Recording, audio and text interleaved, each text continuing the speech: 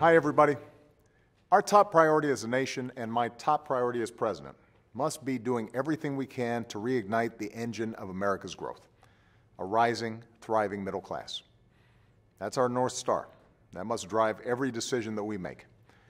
Now, yesterday we learned that our businesses created 95,000 new jobs last month.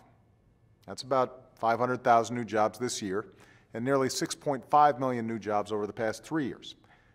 But we've got more to do to get the economy growing faster so that everybody who wants a job can find one. And that means we need fewer self-inflicted wounds from Washington, like the across-the-board spending cuts that are already hurting many communities.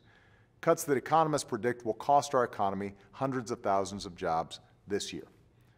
If we want to keep rebuilding this economy on a stronger, sturdier foundation for growth that creates good middle-class jobs, we have to make smarter choices. This week, I'll send a budget to Congress that will help do just that, a fiscally responsible blueprint for middle-class jobs and growth. For years, an argument in Washington has raged between reducing our deficits at all costs and making the investments we need to grow the economy. My budget puts that argument to rest, because we don't have to choose between these goals. We can do both. After all, as we saw in the 1990s, nothing reduces deficits faster than a growing economy.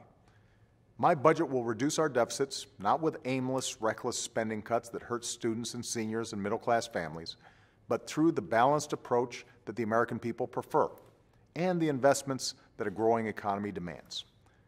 Now, the truth is our deficits are already shrinking. That's a fact.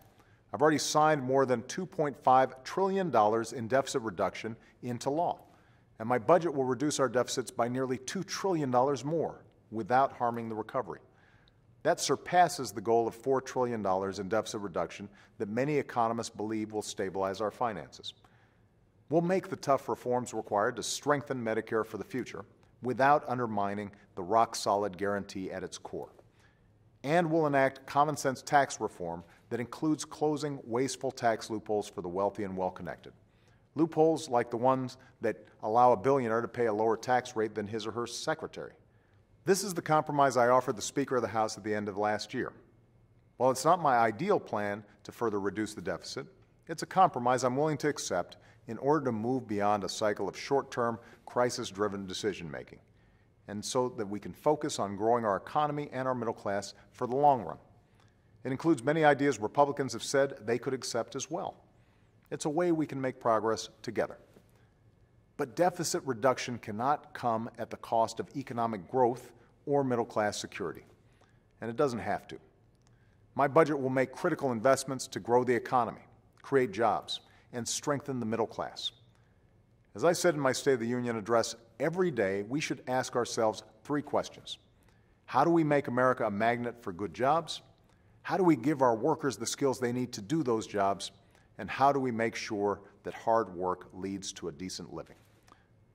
To make America a magnet for good jobs, we'll invest in high-tech manufacturing and homegrown American energy, put people back to work building new roads and bridges and schools, and cut red tape to help businesses grow.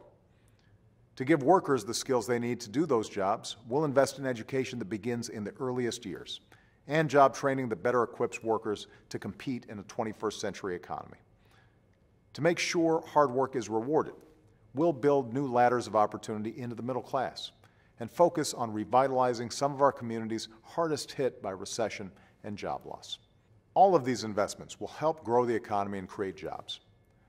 None of them will add to the deficit, and I will lay out these priorities in greater detail in the days ahead. It's a budget that doesn't spend beyond our means, and it's a budget that doesn't make harsh and unnecessary cuts that only serve to slow our economy. We'll keep our promise to an aging generation by shoring up Medicare, and we'll keep our promise to the next generation by investing in the fundamentals that have always made America strong: manufacturing, innovation, energy, and education.